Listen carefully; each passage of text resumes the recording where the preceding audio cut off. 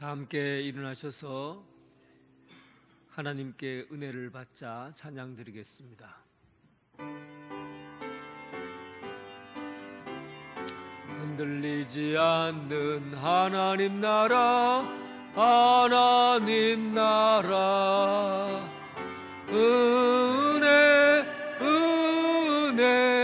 은혜를 받자. 할렐루야, 은혜를 받자. 주여, 주는 대대에 우리의 거처가 되셨나이다. 산이 생기기 전, 땅과 세계도 주께서 조성하시기 전, 곧 영원부터 영원까지 주님이시나이다. 온 땅이여 여호와께 즐거운 찬송을 부를지어다. 호흡이 있는 자마다 여호와를 찬양할지어다. 아멘.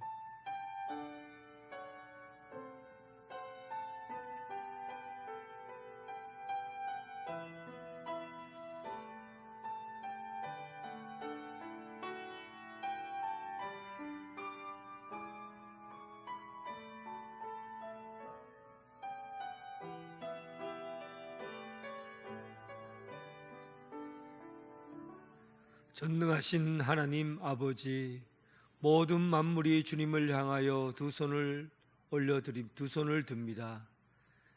나무들이, 꽃들이, 새들이 주님을 찬양합니다.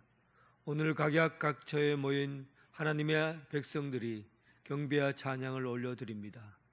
우리가 예배를 드릴 때 그리스도의 은총을 통하여 성령의 능력을 받아 마침내 영원한 기쁨에 이를 수 있도록 은혜 베풀어 주옵소서. 하나님이 행하시는 일을 기억하며 살게 하옵시고, 하나님과 성령님과 주님 한 분이시고 이제와 영원히 사시는 예수 그리스도의 이름으로 기도드립니다. 아멘.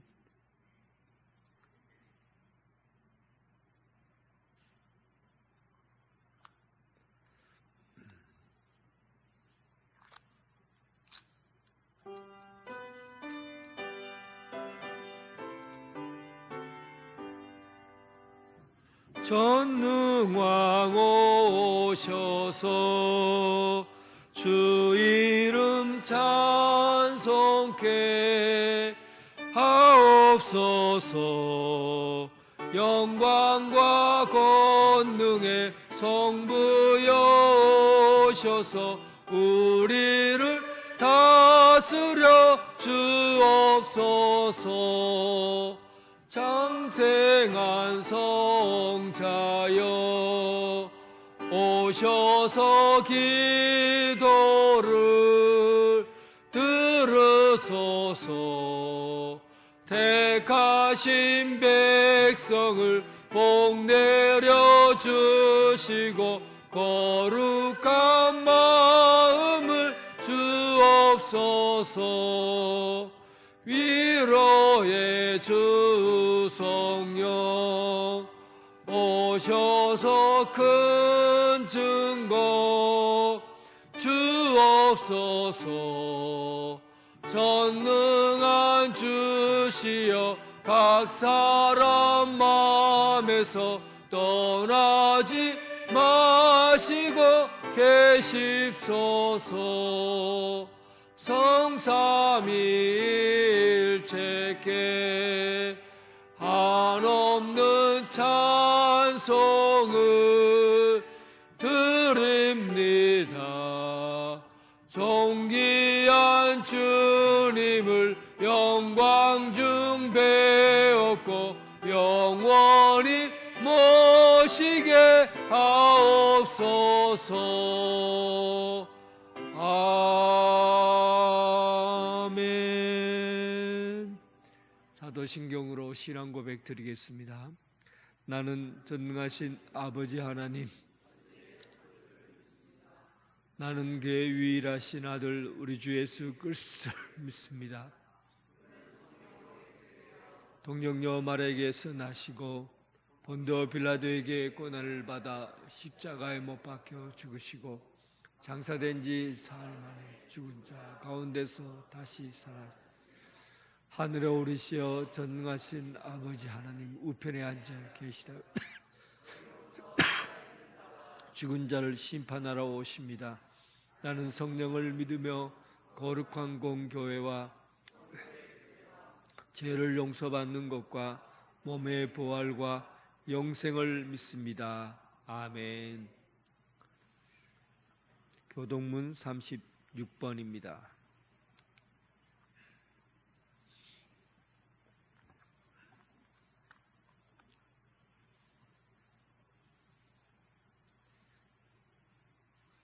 주여, 주는 대대에 우리의 거처가 되셨나이다.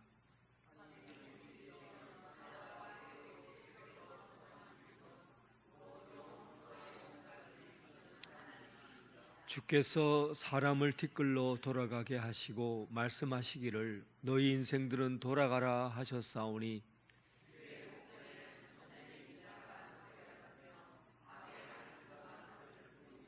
주께서 그들을 홍수처럼 쓸어 가시나이다. 그들은 잠깐 자는 것 같으며 아침에 돋는 풀 같으리이다.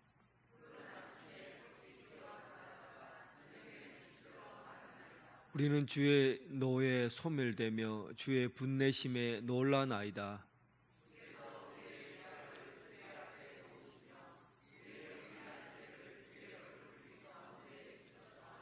우리의 모든 날이 주의 분노 중에 지나가며 우리의 평생이 순식간에 다하였나이다.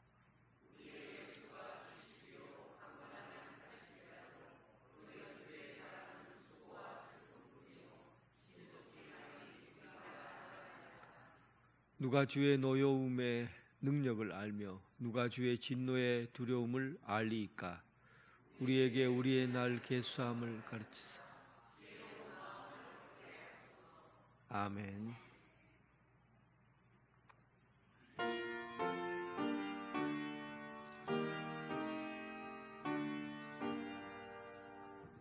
너 하나님께 이끌리어 일평생 주만 바라면 너 어려울 때 힘 주시고 언제나 지켜주시리. 주 크신 사랑 믿는 자 그 반석 위에 서리라. 너 설레는 맘 가다듬고 희망 중 기다리면서 그 은혜로 신 주의 뜻과 사랑에 만족하여라. 우리를 불러주신 주 마음에 소원하신다. 주 찬양하고 기도하며 내 본분 힘써 다하라. 주 약속하신 모든 은혜 내게서 이루어지리라. 참되고 의지하는 자 주께서 기억하시리. 아멘.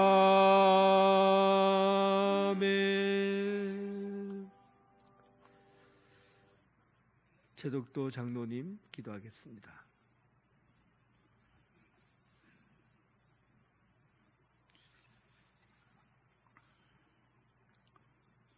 만유에 주시며 신실하시고 사랑이 풍성하신 하나님 아버지, 변함없는 사랑으로 부족하고 연약한 우리를 자녀 삼아주시고 눈동자와 같이 지켜 주셔서 거룩하고 복된 줄 주님의 전으로 인도하여 주신 하나님, 이 한 시간 성도님들 한 분 한 분이 마음을 다하고 뜻을 다하고 힘을 다하여 영과 진리로 하나님께 드리는 향기나는 예배, 하나님이 기뻐 받으시는 거룩한 예배로 인도하여 주옵시고, 주님을 사모하는 심령마다 길을 열어주셔서 생명의 말씀을 듣게 하시고 우리의 마음에 자정하사 몸과 마음을 주장하여 주셔서 크신 은혜의 성령이 충만케 하여 주옵소서.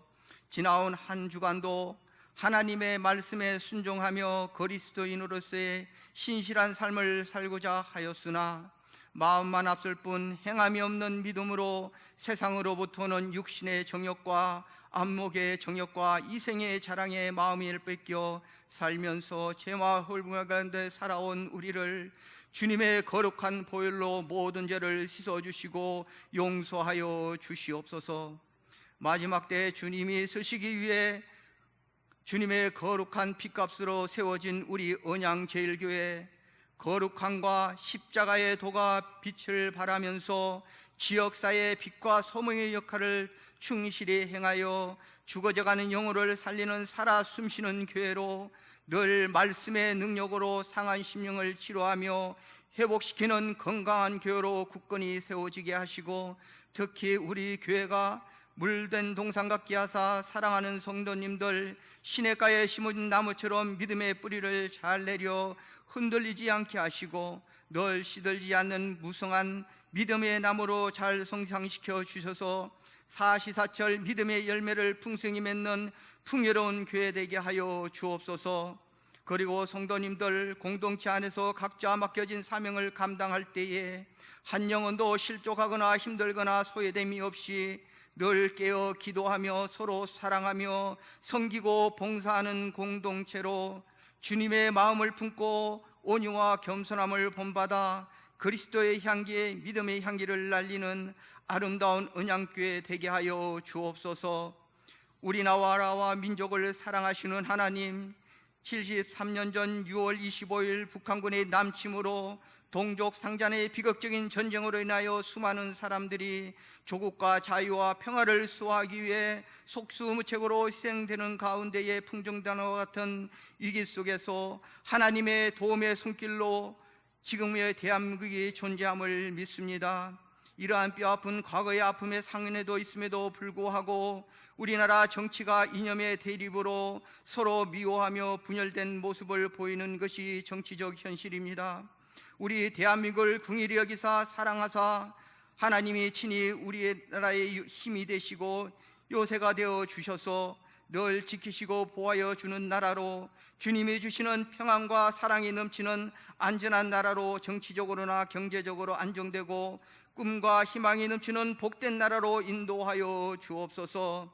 가정을 사랑하시고 인도하시는 은혜가 풍성하시는 하나님, 우리 교회 성도님들 가정을 사랑하시고 인도하셔서 보배로운 믿음을 대를 이어 뿌리를 내리면서 가정에 참된 평안과 화목이 넘치는 아름다운 가정으로 인도하여 주시고, 믿음으로 하나가 되지 못한 가정 속히 믿음으로 하나 되게 하셔서 진정한 믿음의 가정 천국을 만들어가게 하여 주옵소서. 긍휼이 풍성하신 하나님, 연약하여 힘들고 병들어 은혜의 자리에 함께 하지 못한 성도님들을 기억하시고 찾아주셔서 힘주시고 치료하여 주셔 강건케 하여 주시고 회복하여 주셔서 속히 같은 자리에서 주님께 영광 돌릴 수 있도록 은혜를 베풀어 주옵소서. 오늘도 단위에 세우신 목사님 귀한 생명의 말씀과 축복의 말씀을 증거하실 때 성령님께서 함께 하시어 영육간의 강건함을 주시고 성령님이 능력을 더하여 주옵소서. 목사님의 입술을 통하여 선포되는 말씀이 살아서 역사하는 하나님의 말씀으로 우리의 모든 심령을 변화시키고 아프고 상처난 영혼을 치유하는 놀라운 은혜로운 말씀으로 역사하여 주옵소서. 오늘도 찬양으로 영광 돌리는 찬양단의 찬양을 기쁘게 받아주시고 오직 주님께만 영광을 돌리는 찬양의 제물이 되게 하시며 사랑하는 성도님들에게 은혜의 찬양으로 허락되는 찬양의 시간이 되게 하여 주옵소서. 오늘도 보이지 않는 곳에서 예배를 위하여 묵묵히 봉사하는 성도님들에게 복을 내려 주시기를 원하오며 사랑이 많으신 예수님의 이름으로 간절히 기도드립니다. 아멘.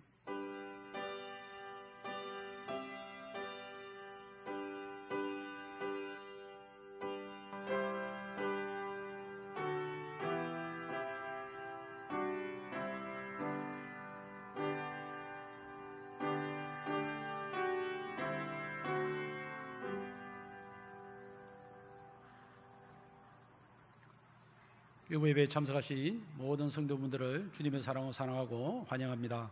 예배를 통해 하나님의 참된 사랑과 은혜를 경험하시기 바랍니다. 우리 교회에 처음 오신 분들을 진심으로 환영합니다. 새 가족으로 등록하시고 마련된 환영의 자리에 오셔서 목사님과 아름다운 교제를 나누시기 바랍니다. 오늘은 오순절 후 네 번째 주일입니다. 다음 주일은 맥주 감사주일을 지키며 성찬회식이 있습니다. 한 해의 절반을 은혜로 이끄신 하나님의 은혜를 감사하며 자원하는 마음과 즐거운 마음으로 잘 준비하시기 바랍니다. 오늘 2배 예배 후에 목양실에서 당회로 모이겠습니다. 2023년 교회학교 연합행사가 영유아 유치부 성경학교가 하나님께서 예라는 주제로 7월 9일, 15일, 16일 주일 세 번에 걸쳐서 본교회 교육관 1층에서 있겠습니다. 아동부, 중고등부 청년의 연합수련회가 하나님의 품에서 하나 되자라는 주제로 7월 31일 월요일부터 8월 2일 수요일 2박 3일간 성서 유니온 영덕 캠프장에서 있습니다. 교회학교 연합행사를 위해서 성도분들의 많은 관심과 기도를 해주시기 바랍니다. 6월 유로 페스티벌이 오늘 오후 찬양 예배 시간에 있습니다. 6월달 생일자는 빠짐없이 참석해 주시기 바랍니다. 이영숙 집사님께서 서울산 보람병원에 입원해 계십니다. 성경 읽기 릴레이가 1083독째 진행 중에 있습니다. 성도분들의 많은 관심과 참여를 바랍니다. 지금까지 교회 소식을 말씀드렸습니다.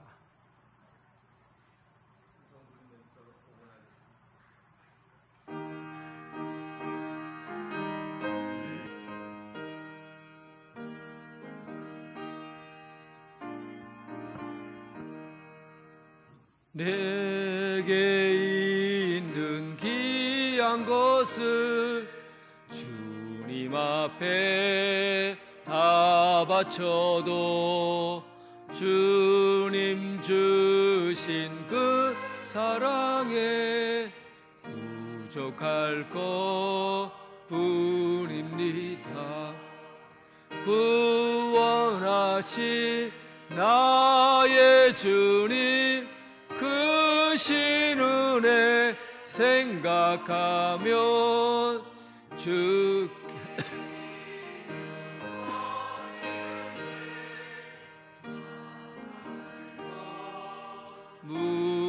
무엇이라. 아멘.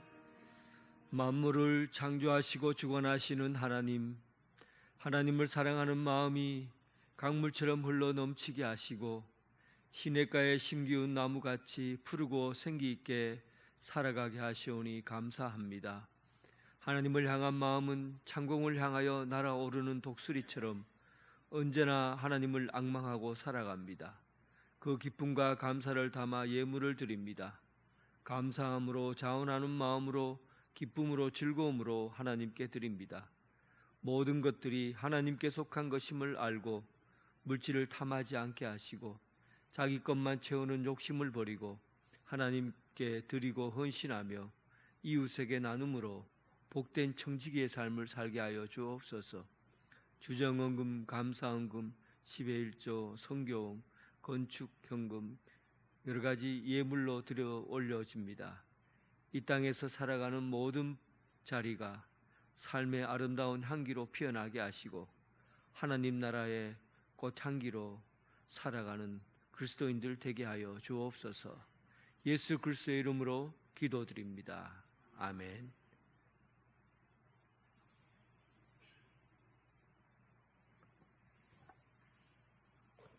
하나님께서 우리에게 주신 말씀은 고린도 후서 4장 1절부터 11절까지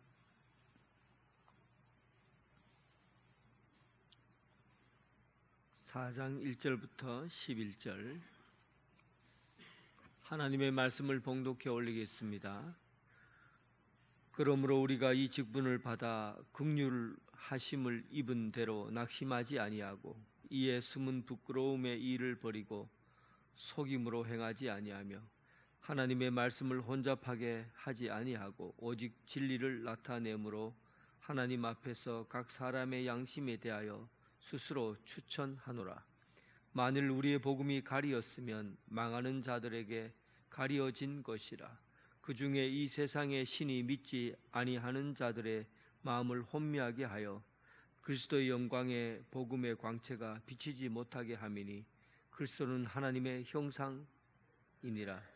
우리는 우리를 전파하시는 것이 아니라 오직 그리스도 예수의 주 되신 것과 또 예수를 위하여 우리가 너희의 종된 것을 전파함이라. 어두운 데에 빛이 비치라 말씀하셨던 그 하나님께서 예수 그리스도의 얼굴에 있는 하나님의 영광을 아는 빛을 우리 마음에 비추셨느니라.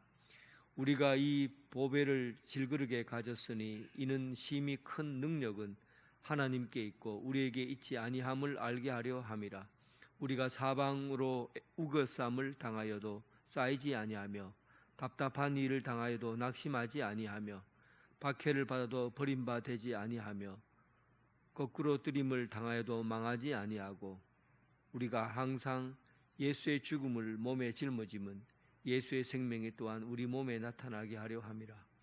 우리 살아있는 자가 항상 예수를 위하여 죽음에 넘겨짐은 예수의 생명이 또한 우리 죽을 육체에 나타나게 하려 함이라. 아멘.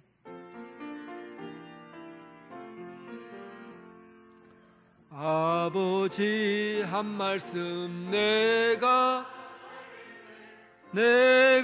살겠네. 아멘 아멘 아멘 아멘 아멘.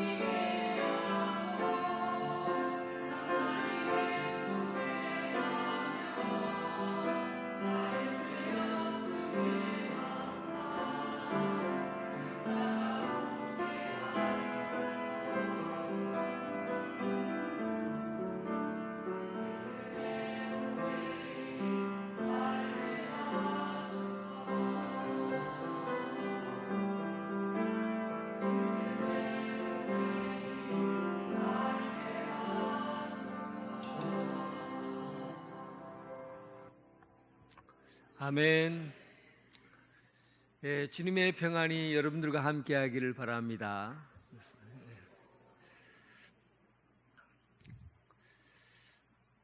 사람은 질문이 굉장히 중요해요. 질문을 통해서 사물을 알아가거든요.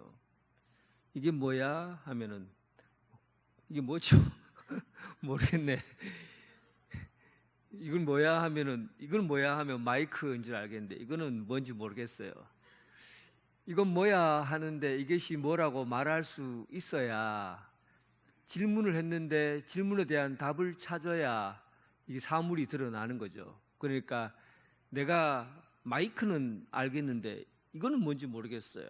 그러면 이것은 내가 모르는 거니까 질문을 던져서 이것이 무엇인지 찾아가는 거죠. 그런데 사실은 눈앞에 보이는 것들은 답을 찾기가 어렵지 않아요. 그래서 우리가 존재하는 모든 것들은 질문을 통해서 답을 찾아가는데 눈에 보이는 것들은 그렇게 어려운 게 없어요. 그런데 진짜 중요한 문제는 눈에 보이지 않는 것을 찾는 거예요. 이런 것들은 굉장히 어려워요. 예를 들면 사랑이 뭐야? 한마디로 말하기 어렵죠. 인생이 뭐야? 죽음이 뭐야? 이런 문제는 사실은 이게 답하기가 쉽지 않아요. 그래서 질문이 그렇게 생각해 보면 질문에도 질이 있는 거죠. 질, 가치가 있는 거예요. 어떤 질문을 우리가 던지며 살아야 되는가 하는 것을 생각해 볼 수 있잖아요. 질문을 던진다는 것은 본질을 드러내는 거예요. 이것을 알아가는 거죠. 그런데 지금 눈에 보이는 것들은 크게 어려운 것이 없어요. 그러나 진짜 중요한 것은 보이지 않는 데 있고, 그 보이지 않는 것을 알려면 내가 어떤 질문을 던지며 살아야 되는가 하는 것을 생각해 볼 필요가 있는 거죠. 저는 제 인생의 가장 심각한 질문이 죄가 뭐야 하는 부분이었어요. 죄가 뭐야? 제가 한번 예를 든 적이 있었는데 꿈을 꾸었는데 그 꿈이 너무나 무서웠어요. 근데 그 꿈이 어떻게 해서 그날 밤에 이루어졌냐 하면, 제가 한낮에 친구들과 함께 모여서 할머니가 지키고 있는 슈퍼에 들어가서, 작은 가게에 들어가서 주머니에 구멍을 뚫고, 그리고 돈 왼손으로 이건 뭐예요? 물건 사면서 오른손으로 슬쩍 물건 젤이나 뭐 맛있는 사탕을 주머니에 넣어왔던 기억이 있어요. 그리고는 느티나무 아래에 모여서 누가 더 많이 훔쳤느냐 하고는 쫙 펴놓고는 내가 제일 많이 훔쳤다 하고는 자랑했던 일들이 제가 기억이 나요. 그런데 그날 밤이 문제였어요. 그날 밤에 커다란 엉덩이가, 막 산더미만한 엉덩이가 내 얼굴로 내려오는 거예요. 시커매요. 그리고는 숨을 못 쉬게 하는 거예요. 입에 꽉 들어막아갖고. 그래서 내가 숨을 쉬면서 막 소리를 뭐라고 지르려고 하는데 숨이 말이 안 되져요. 숨을 못 쉬겠어요. 그리고는 그때 머릿속에 들어오는 게, 이렇게 어둠으로 가득 차버리면 죽는구나 하는 것이 깨달아졌어요. 그리고 아침에 일어나서 도대체 이게 뭔가라고 곰곰이 생각해 보니까 마음속에 떠오르는 게, 내가 죄를 지어서 그렇구나. 죄를 지으면은 이게 사람이 이렇게 못 살게 되고 숨을 못 쉬게 되고 캄캄한 어두운 가운데서 눌림을 받는 게 죄구나. 아이고 큰일 났네. 나 이제 죄 지어서 죽겠네. 그렇게 알게 된 거예요. 그때 어릴 때 내가 질문을 던진 게 죄가 무엇인가 하는 것을 경험을 통해서 내가 알게 되고 인식되어진 거죠. 마찬가지예요. 오늘 우리 인생에서 상당히 많은 질문을 우리는 던지며 살아요. 그런데 근본적으로 인간의 존재를, 인간의 생명을 나타내는 사느냐 죽느냐의 문제에 우리에게는 어떤 질문이 던져지게 됩니다. 그 질문에 의해서 우리 인생의 많은 것들을 변화가 있고 또 알아가는 그런 삶을 살게 되죠. 근데 오늘 본문은 사도 바울에게 있어서 그 두 가지 질문을 던지는 거예요. 근데 이 질문은 사도 바울의 존재와 또 사도 바울이 하고 있는 사역에 대해서 또 복음에 대해서 문제 제기를 하고 또 사도 바울이 지금 하고 있는 네 사도로서의 본문과 그리고 네가 지금 결정하고 복음을 전하고 있는 이 복음의 내용에 상당히 문제가 있다라는 것을 사도 바울이 알려주려고 사도 바울을 반대하는 사람들이 두 가지 질문을 던지는 거죠. 그 질문을 통해서 오늘 복음이라는 것이 무엇인지 그 복음의 본질에 대해서 한번 접근해 보려고 해요. 먼저는 4장 1절에 보면 그러므로 우리가 이 직분을 받아 긍휼하심을 입은 대로 낙심하지 아니하고, 여기서 그러므로 그렇게 시작하잖아요. 이 부분은 사도 바울이 지금 고린도 교회에서 또 기타 많은 교회에서 사도라는 직분을 가지고 자기가 자기 직분을 행하고 있는데 저 사람 사도 맞나 하고 사람들이 손가락질 하는 거죠. 사도가 되려고 하면 어떤 기준이 있어야 됩니까? 여러분들이 알고 있는 상식으로 12사도는 일단 예수님의 공생애에 참여해야 돼요. 예수님께서 갈릴리 지역에서 복음을 전하셨잖아요. 그리고 제자들을 부르셨어요. 그 부르심에 응답을 해야 되고, 그리고 예수님이 살아왔던 그 갈릴리 지역을 함께 걸으면서 먹고 자고 생활했던 그 생활 패턴에 함께 공유해야 돼요.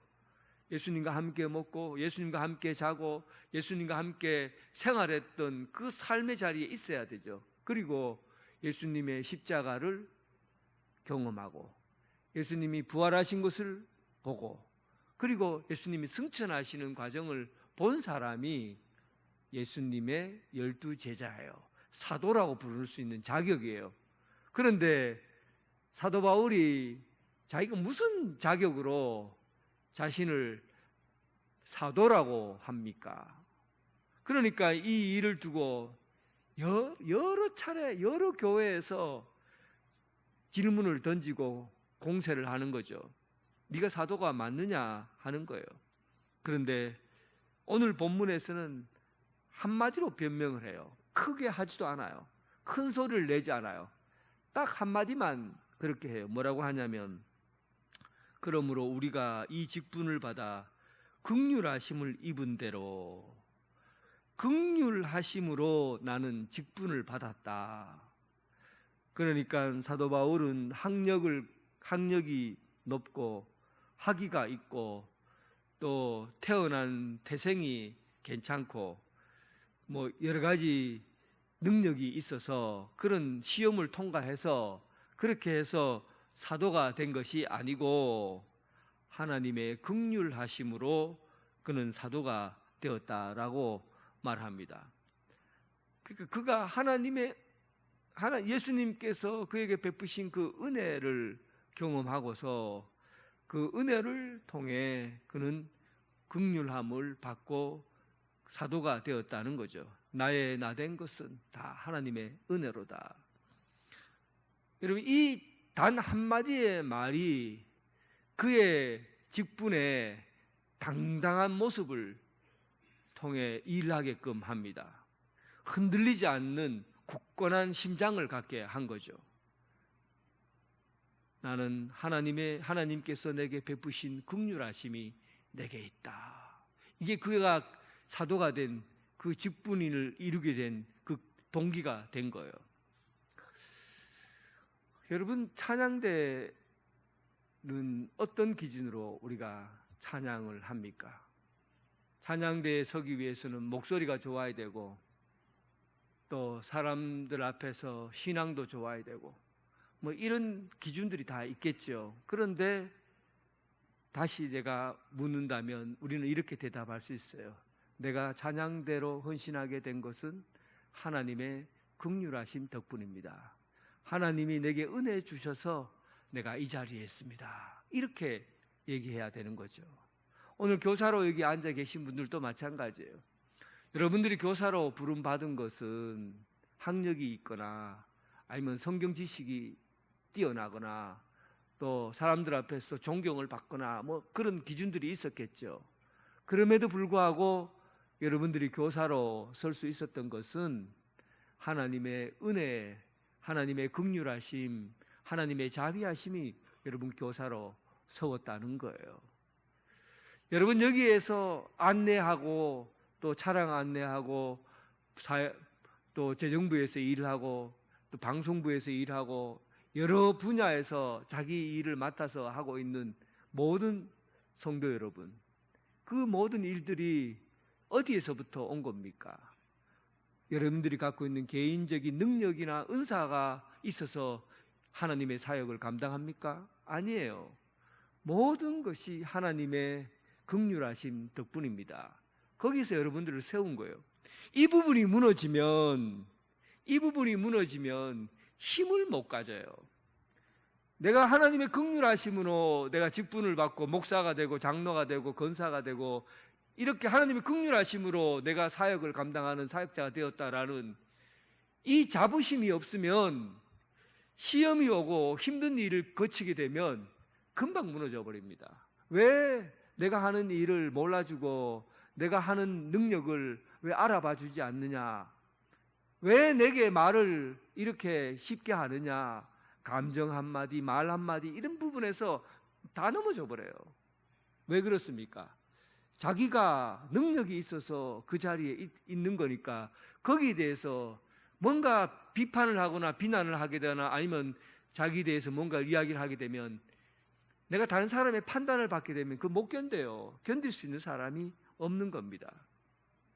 사도 바울은 어떤 일에서까지 자기가 견뎌냈습니까?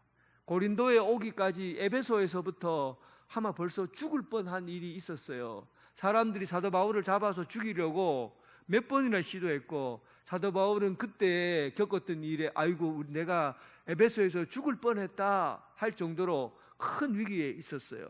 그리고 로마에 들어가서 빌립보 감옥에 갇히게 되죠. 그리고 고린도로 넘어가잖아요. 이런 어려움 가운데서도 사도 바울은 내가 마음에 낙심하지 않았다. 이렇게 큰 어려움이 있어도 내가 낙심하지 않은 것은 내가 나 된 것은 하나님의 은혜로 된 것이기 때문에 하나님의 긍휼하심으로 내가 이 직분을 맡는 사역자가 되었기 때문에 나는 거기에서 흔들리지 않고 어떤 어려움에 있어도 마음의 낙심, 마음이 툭 떨어지거나 내 자신에 대해서 실망하거나 사람들이 비난하는 것에 대해서 뭐라고 해도 굳건하게 설 수 있었던 것은 바로 하나님의 긍휼하심과 자비하심 덕분이다. 여러분, 우리가 맡은 사역의 중심에는 하나님의 긍휼하심이 있는 겁니다. 이거 외에 다른 이유로 여러분들이 직분 맡은 게 아니에요. 이거 외에 다른 게 없어요. 투표를 내서 많은 사람의 표를 얻었기 때문에 여러분들이 직분자가 되었다고 생각합니까? 아예 그 생각 버리셔야 됩니다. 여러분들이 똑똑하고 잘나서 사람들이 여러분들의 이 자리에 세웠다고 생각하는 그 생각은 아예 버리셔야 됩니다. 남들이 알아주든 몰라주든 나에 대해서 뭐라고 평가하든지 간에 우리가 서 있는 자리는 하나님의 긍휼하심을 입은 자리입니다. 여러분들의 선택, 여러분들이 서 있는 이 자리가 하나님의 긍휼하심에 의해서 주어진 자리이심을 알고 하나님께 자신을 드리고 헌신하며 또 온전히 헌신할 수 있는 그런 성도들 되길 주님의 이름으로 축원합니다. 그리고 두 번째 질문을 던져요. 첫 번째 질문은 네가 사도가 맞느냐 하는 것에 대한 질문이었어요. 자존심 상하는 일이었죠. 그럼에도 불구하고 그는 내가 서 있는 것은 하나님 덕분이니까 그 어떤 소리도 나는 별로 개의치 않는다 하는 그런 담대함을 가졌어요. 두 번째 질문은 이거는 목회자들이 받는 충격이에요. 목회자들은 참 이런 부분에서 힘들 때가 많아요. 어떤 얘기냐 하면 만일 3절 만일 우리의 복음이 가리었으면 망하는 자들에게 가리어진 것이라. 이 말씀의 배경은 뭐겠어요? 사도 바울, 네가 복음을 그렇게 잘 전하고 복음이라고 막 로마서도 쓰고 뭐 고린도 교회 뭐 하여튼 복음에 대해서 그렇게 교리적으로 탁 잘 다듬어서 에베소에서는 오랜 시간 1년 6개월 동안이나 그들을 가리킬 만큼 잘 다듬어서 복음을 전했는데, 그런데 어떻게 네가 말하는 복음을 받아들인 사람도 있고 안 믿는 사람도 있는데 이게 어떤 일이냐? 어떻게 저 안 믿는 사람들이 저렇게 네 말을 듣고도 안 믿느냐, 믿지 않느냐 하는 거죠. 이것은 많은 교회 목회자들이 막 두근두근거리고 심장을 뛰게 하고 그런 말이에요. 왜냐하면 목사님 교회에서 그렇게 열심히 말씀 전하고 했는데 교인이 왜 이렇게 안 늡니까? 이런 얘기거든요. 성도들이 왜 이렇게 안 늘어요? 예산이 왜 이렇게 안 늘어요? 이런 얘기거든요. 매번 이런 일에 평가를 받으면 이게 복음의 본질에서부터 벗어나서 형식적이고 또 겉으로 드러난 이런 부분 가지고 얘기를 하니까, 이 사도 바울 입장에서는 자기는 목숨을 걸고 막 로마까지 넘어가서 그렇게 목숨 걸고 복음을 전했는데 왜 네가 전하는 복음을 듣고도 안 믿는 사람이 있느냐는 거예요. 이런 것에 바울은 충격을 받을 수밖에 없는 거죠. 그런데 바울은 바울은 이 말을 듣고서 이 이야기가 복음 자체가 문제가 있는 것이냐? 내가 전하는 복음의 내용에 문제가 있어서 그런 것이냐? 아니면 내가 전하는 복음에 예수 그리스도가 함께하지 않아서 그런 것이냐? 도대체 진짜 복음에 문제가 있는 것이냐? 무엇 때문에 그런 거냐? 그러면서 4절 보세요. 그 중에 이 세상의 신이 믿지 아니하는 자들의 마음을 혼미케 하여, 그렇게 나와 있죠. 여기서 이 세상의 신이라는 것은 사탄을 의미합니다. 세상을 주인으로 삼고 살아가는 사람들, 하나님을 주인으로 삼고 예수님을 주님으로 삼고 살아가는 사람이 아니라 세상을 주인으로 삼고 세상의 신, 거기에 세상의 유혹에 빠져서 사탄의 유혹에 빠져서 눈이 가리워져서 복음을 받아들이지 않았기 때문에 그렇지 복음에 문제가 있거나 아니면 사도 바울이 전하는 능력에 문제가 있는 것이 아니라는 거죠. 그런데 여러분, 사도 바울이 복음을 전할 때 어렵게 전했습니까? 복음이라는 게 굉장히 우리가 예수님을 믿기가 어려울 만큼 복음의 내용이 어렵습니까? 여러분 지금 복음을 받아들이고 여기 앉아 계신데 예수 그리스도를 믿고 구원받는다는 이 복음이 막 굉장히 힘든 과정을 거쳐서, 그리고 어려운 과정을 거쳐서 여기에 앉아 있습니까? 아니면 복음은 누구나 다 알 수 있고 쉽게 접근할 수 있는 겁니까? 오늘 제가 새벽 기도 때 말씀을 드렸는데 신명기 30장에서 11절 14절에 보면 하나님께서 얼마나 이스라엘 백성에게 답답하시면 이런 예를 들어요. 저는 하나님의 말씀에 대해서 이렇게 쉽고 명료하게 사람들에게 전하는 것을 제가 보고 깜짝 놀랐어요. 30장 11절에 14절 신명기 보면 내가 오늘 내게 명령한 이 명령은 내게 어려운 것도 아니요 먼 것도 아니라. 그러니까 하나님께서 계명을 가르쳐 줄 때 이 계명의 말씀을 지키면은 생명을 얻고 복을 받고 잘 살게 될 거다라고 말했어요. 그리고 만일에 이 말씀을 어기고 말씀을 듣지 않고 말씀대로 살지 않으면 어떻게 된다고요? 저주를 받고 망하게 될 거다. 그리고는 하나님께서 하신 말씀이 내가 전하는 말이 어렵느냐? 그리고는 내가 지키는 명령은 이게 하늘 끝에 올라가서 찾아야 되는 말씀이 아니요. 하나님께서 전해주는 말이 막 하늘 속에다가 숨겨놔서 그것을 높이 올라가서 그것을 찾아내서 전하는 그런 어려운 말씀이 아니고, 또 하나님의 말씀은 바다 멀리에 숨겨놓아서 사람들이 그 바다 먼 곳까지 헤엄쳐 가서 말씀을 가져와서 전해야 될 만큼 그런 어려운 말씀이 아니다. 내가 너희에게 전하는 말은, 나의 말은 너의 입에 두었고 그리고 마음에 두었다. 내 말씀을 들을 수 있고 말씀을 만질 수 있고 할 정도로 가까이에서 쉽게 그렇게 말씀을 내가 너희에게 주었다는 거예요. 여러분, 이 복음이 그렇습니다. 하나님께서 이스라엘 백성들에게 복받고 생명의 영원한 생명을 얻는 법을 가장 가까운 데서 쉽게 전하고 모든 사람이 알아들을 수 있는 말씀으로 전했듯이 복음도 어렵게 만들지 않았다는 거예요. 만약에 여러분, 이거는 만약입니다. 이 세상에서 천국 가려면 저 세계에서 제일 높은 에베레스트 산 위에 올라가서 만세를 부르는 사람에게 천국 갈 기회를 주겠다 하고 하나님이 만약에 그렇게 복음을 여러분들에게 전했다고 해보세요. 이거 만약이에요. 그러면 여러분들 천국 가기 위해서 에베레스트 산에 올라가겠습니까? 안 올라가겠습니까? 솔직하게 해보세요. 천국 가는 길이 그 길밖에 없어요. 올라가겠습니까? 안 올라가겠습니까? 올라가지요. 올라갑니다. 근데 어떻게 올라갑니까?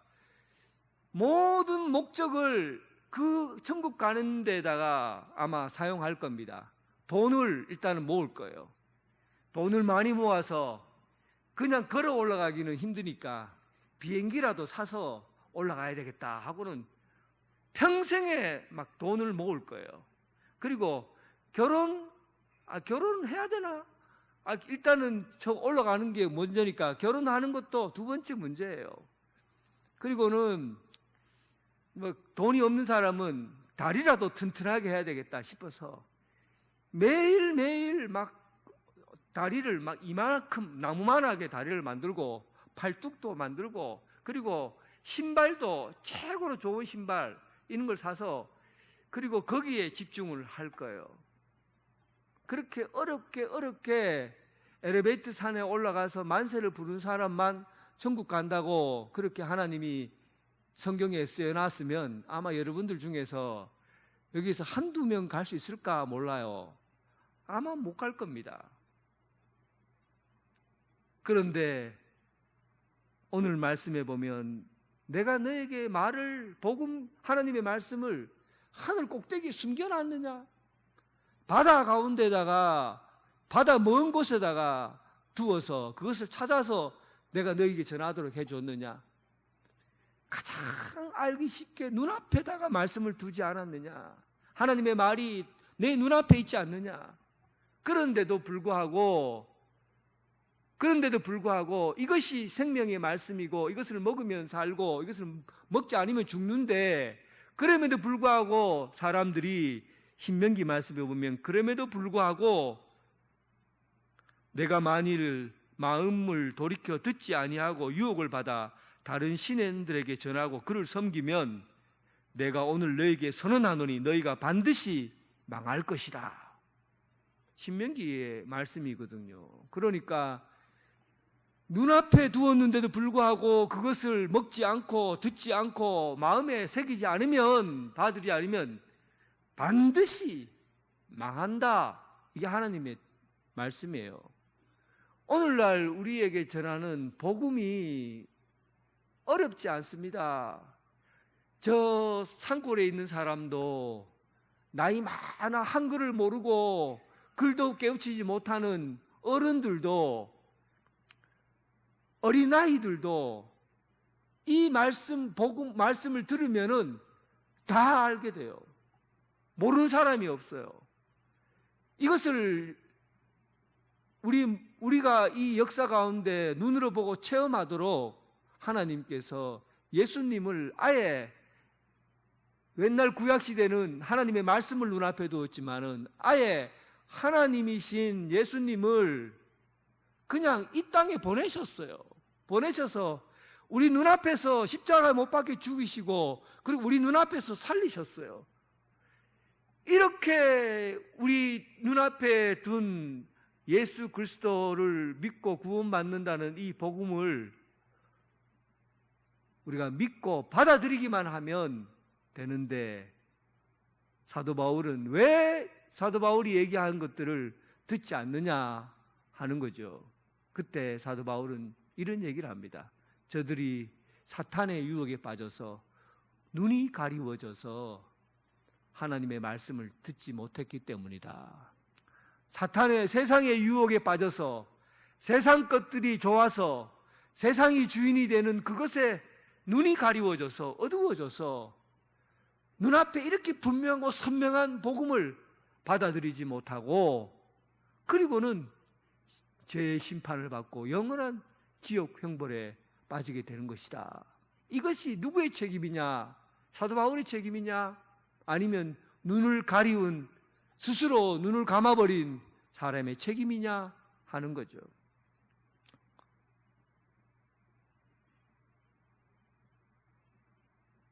그리고 오늘 본문의 마무리를 합니다. 6절에 보면 어두운데 빛이 비치라 말씀하셨던 그 하나님께서 예수 그리스도의 얼굴에 있는 하나님의 영광을 아는 빛을 우리 마음에 비추셨느니라. 얼마나 선명한지 몰라요. 얼마나 선명한지 몰라요. 그 전에 구약시대에는 하나님의 율법을 내가 내 앞에 두었다 하는 것은 언약의 말씀을 의미해요. 모세가 십계명의 말씀을 가지고 돌판에 새겼죠. 그리고 그 돌판에 새긴 말씀을 이스라엘 백성들에게 선포했어요. 그리고는 그 돌비에 새긴 말씀을 그들이 듣고 하나님 생명의 길과 저주의 길 중에서 선택하게 된 거죠. 내가 이 말씀을 듣고 하나님 그 길을 가겠다고 하는 사람은 생명을 얻게 되고, 그리고 이 말씀을 듣지 않고 하나님을 배신하고 우상을 섬기고 살겠다고 하는 사람은 결국 망하게 된 거예요. 그런데 그 구약시대에 있었던 일이라고 한다면 오늘날 하나님께서 우리에게 이 복음을 어떤 방식으로 주십니까? 오늘 표현을 이렇게 해요. 마치 어두운데 빛이 비치라 말씀하셨던 그 하나님께서, 어두운 곳에서 빛이 비치다 하던 그 하나님이 어떤 하나님이냐 하면 태초에 혼돈과 무질서 가운데 있던 그곳에 빛이 있으라 하시니까 세상이 밝히 드러났잖아요. 그러니까 빛이 있으라 하시니까 혼돈과 무질서한 곳에 질서를 찾게 된 거예요. 그리고는 이제 하나님께서 세상 모든 만물들을 만드신 거예요. 빛은 모든 것을 드러나게 하는 거예요. 그 하나님께서 오늘날 우리에게 예수 그리스도를 통해서 우리에게 보내신 거예요. 그 예수 그리스도는 빛이시니까. 그래서 우리가 예수님의 빛을 받아들이는 순간에 어떤 일이 일어나느냐 하면 영혼의 어두운 것이, 어두운 영혼이 그 어두운 영혼에 빛이 들어오면서 예수 그리스도를 믿게 되고 알게 되는 겁니다. 그러니까 오늘날 이 놀라운 일이 예수님께서 우리에게 임하심으로 말미암아 이제 우리가 어두운 가운데 살지 아니하고 빛 가운데 살게 되는 이 놀라운 일이 열려지게 되는 거죠.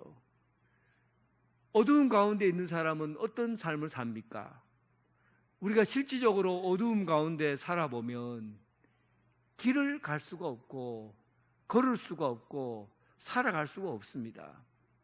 여러분, 잠시만 눈을 감고 지금 눈을 깜깜한 수건으로 눈을 가린 채 이 곧 도로 바깥으로 한번 걸어 나간다고 생각해 보세요. 한 발자국도 발을 못 딜 겁니다. 차들이 싱싱싱 지나다니고 있고 그 보지 못하는 것을 내가 걷는다고 하는 것은 거의 불가능한 일이에요. 그런데 눈이 벗겨지는 순간, 눈앞에 있는 것을 벗겨내는 순간 모든 것이 다 보이게 되며 그때 우리가 하는 말이 뭐예요? 살았다, 이런 말을 하게 될 겁니다. 살았다, 눈이 번쩍 띄게 되는 거죠. 예수님을 우리가 믿는다는 것은 우리 영혼의 눈이 열리는 것입니다. 살았다 하고 알게 되는 것이죠. 지금까지 우리가 어두운 가운데서 눈을 가리고 있었다면 이제 세상의 빛으로 오신 예수님께서 우리 영혼에 다가오시고 우리 영혼에 다가오신 그 빛으로 우리의 영혼이 열리게 되고, 그리고 이제 우리가 이 세상 가운데 우리가 죄인임을 깨닫고, 그리고 이 죄가 예수 그리스도로 인해서 온전히 어두움 가운데서 있었던 우리가 이제 이 죄 가운데 살던 우리가 세상에 온전한 그리스도인으로 눈을 뜨게 되고, 그리고 우리가 살아갈 수 있는 삶의 길을 열게 되는 겁니다. 사랑하는 성도 여러분, 예수 그리스도께서 빛으로 오셨습니다. 예수 그리스도를 받아들이시기 바랍니다. 예수 그리스도를 받아들이는 자들에게는 여러분 삶이 생명을 얻게 되고 영원한 구원의 세계에 이르게 될 것이라 믿습니다. 우리 삶 가운데 오신 예수님을 믿고 온전히 빛 가운데 살아가는 성도가 되길 주님의 이름으로 축원합니다. 하나님 아버지, 온통 세상은 어둡고 죽음 가운데 있습니다. 너무나 세상이 캄캄해서 살아갈 수 있는 기력도 없고 무엇을 위해 어떻게 살아야 될지 모릅니다. 그러나 예수께서 우리의 중심에 오시고 또 빛 가운데 오셔서 우리의 어두움을 열어주시고 예수 그리스도를 믿고 구원받는 삶의 길을 걷게 하신 것 감사합니다. 이제 이 세상 가운데 빛의 자녀로 살아가게 하시고 예수 그리스도를 믿지 않는 자들에게 빛을 전하는, 그리스도의 복음을 전하는 참된 그리스도인이 되게 하여 주시옵소서. 예수님 이름으로 기도드립니다. 아멘. 다 함께 일어나셔서 하나님께 찬양드리겠습니다.